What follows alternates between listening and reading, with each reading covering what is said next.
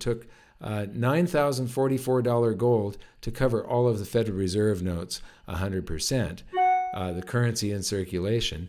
And they're going to need some runway for deficit spending. A nice round number is $10,000 an ounce. However, if we're at $3,300 an ounce and they jump to $10,000 an ounce, that is a 66% devaluation of the US dollar, which will cause all of the trade deficits to stop and the world will go back into balance. Gold balances all economies. The price of gold has reached an all-time high as countries increasingly turn to the precious metal as a hedge against economic uncertainty and geopolitical instability.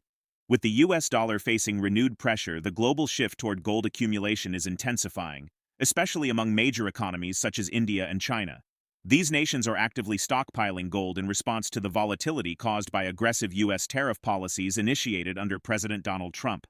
As a result, many are reducing their reliance on the U.S. dollar, further weakening its position in global trade. Gold has long been considered the ultimate safe haven asset during financial stress. Its appeal grows as fears of recession, currency debasement, and rising debt dominate economic discourse. Commenting on the trend, MikeMaloney of goldsilver.com suggests that the United States could eventually facilitate a return to a global gold standard by leading the charge in gold accumulation and allowing its price to rise. This view contradicts Trump's earlier stance that the U.S. should wait for a price crash before returning to gold-backed money. Maloney argues that a high gold price is not only necessary but crucial.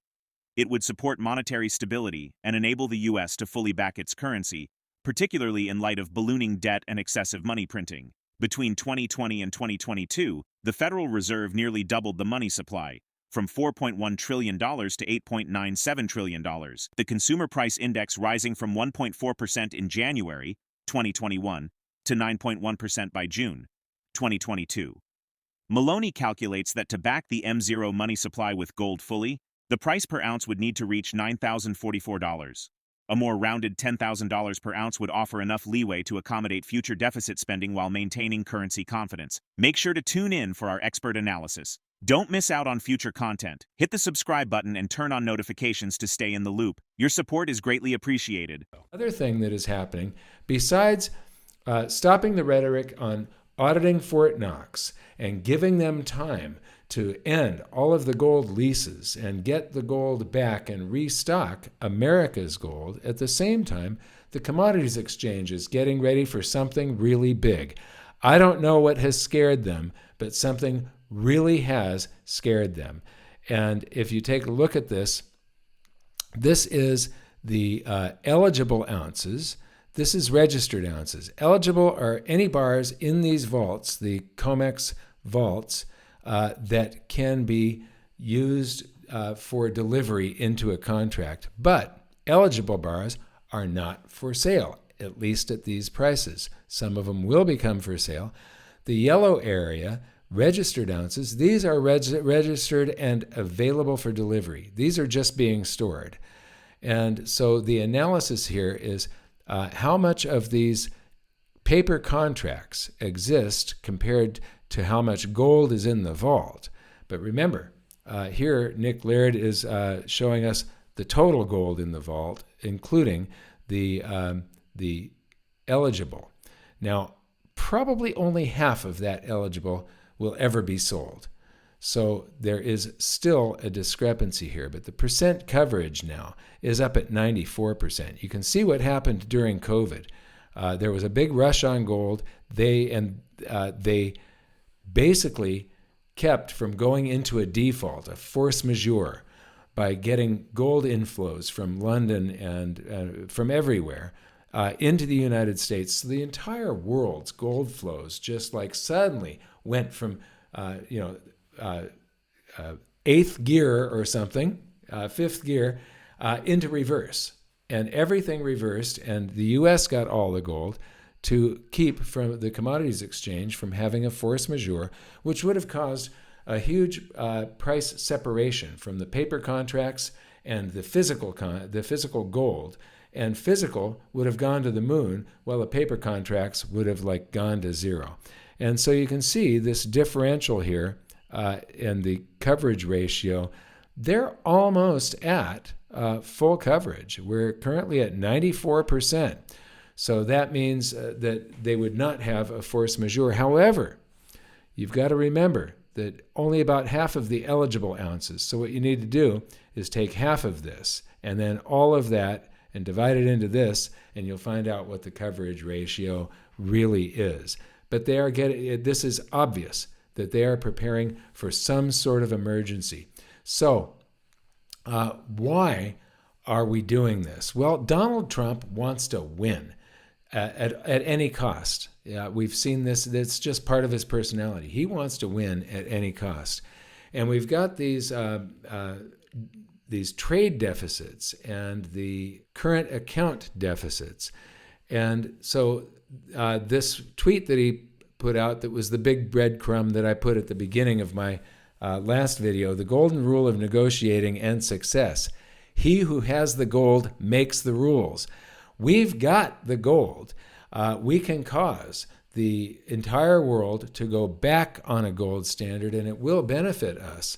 But in that old video where he said we needed to wait until the gold price crashes, he's absolutely wrong there. You need a high gold price to cover all. In my last video, I showed it took $9,044 gold to cover all of the Federal Reserve notes 100%, the currency in circulation.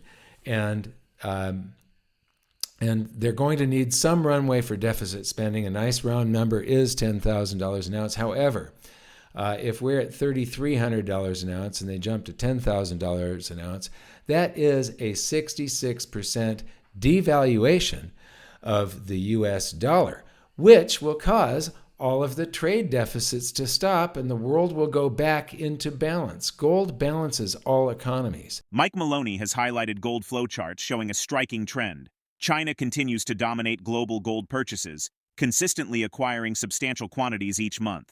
In contrast, U.S. gold imports have typically been modest, often limited to just a few tons monthly. However, recent data indicates a notable shift, with the United States making unusually large gold acquisitions, raising questions about changing monetary strategies and the potential preparation for financial turbulence. China's demand for gold has reached unprecedented levels, particularly in the first quarter of 2025. According to the China Gold Association, gold bars and coin sales surged past jewelry purchases during the first 3 months of the year. This period, which includes the Chinese New Year, is now recognized as the world's largest household gold buying season, surpassing India's Diwali festival. Retail investment demand in China totaled 138 tons of gold in Q1 2025, marking a 29.8% increase compared to the same period in 2024. Notably, this shift toward bars and coins over jewelry began in the spring of 2024, when Chinese investment activity in gold soared alongside record-breaking global gold prices, which peaked at $2,400 per troy ounce. The sustained demand from Chinese households reflects growing concerns about inflation, currency stability, and geopolitical uncertainty. These developments underscore a broader global movement toward gold as a reliable store of value. The surge in Chinese demand and the recent uptick in U.S. gold imports point to increasing recognition of gold's strategic importance in an era of mounting economic and financial risks. U.S. bond giant PIMCO. So this is a fund that sells bonds, right? They invest in bonds. Warns that the U.S. dollar's reserve currency status is not guaranteed. The world is starting to become awake. Another article that Besant calls for reforms among Bretton Woods institutions to rein in global trade imbalances. This was in my last video. I had actually cut off the bottom here, but on the financial side, the reserve function of the dollar has caused persistent currency distortions and contributed, along with other countries' unfair barriers to trade, to unsustainable trade deficits. These trade deficits have decimated our manufacturing sector and many working-class families and their communities to facilitate non-Americans trading with each other. Now, I clipped that off of the last video because I actually didn't want to have to go into explaining this, the Triffin dilemma. So I would suggest going to Investopedia and reading about the Triffin dilemma. It's also called the Triffin paradox. But basically, the rest of the world, in order for it to function, if there's a reserve currency system, the reserve currency country has to export their currency, and they do that by buying more goods than they sell. But that collapses our manufacturing sector and causes inflation in our country. So we're caught between this rock and a hard place where we're trying to do both things at once, and it's not possible to do both things at once. So I would definitely recommend reading this. Now, I showed this graph that has, this is the amount of ounces that the United States owns versus all of the other countries. And you can see that, yes, we've got the most. But what I didn't point out in my last video, notice here that China is number 7. But when you adjust this as ounces per person, actually we drop to we'll be the 12th richest country. China is not even in the top 20. I showed a bunch of these graphs on gold flows around the world that Nick Laird of Gold Charts R Us put together. And this is March of 24, and this is what most of them look like. A huge bar for China, and something between half a ton up to about almost 9 tons, or about 9 tons, is what the United States experiences month after month after month after month for years on end. And then you take a look, that's March of 24, here's March of 25. China, India, sometimes India will have a big bar. China always has a big bar. But the U.S. is always like way down here. So March, these numbers were not in when I made my last video. They're in now. Another 104 tons, which is huge. So reviewing this, 64.5 tons in December.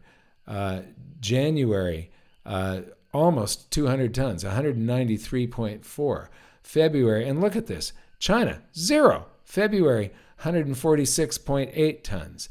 How do they manage this where they get the Swiss refineries to not sell anything to anybody else in the world and give it all to the United States? Here, China got 10 tons, but we got 104.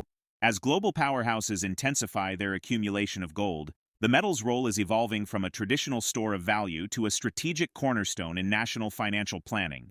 Recent patterns suggest a growing consensus among Eastern and Western economies that monetary resilience may depend less on fiat dominance and more on tangible reserves. With inflationary pressures, geopolitical rifts, and currency instability mounting, gold is no longer a passive asset, but an active tool in reshaping the future of international finance. Could this accelerating shift toward bullion-backed security signal the early stages of a broader monetary reset? Share your perspective in the comment section. If the video resonates with you, join our community by subscribing to our channel and enabling notifications with the bell icon. Thank you for being a part of our community.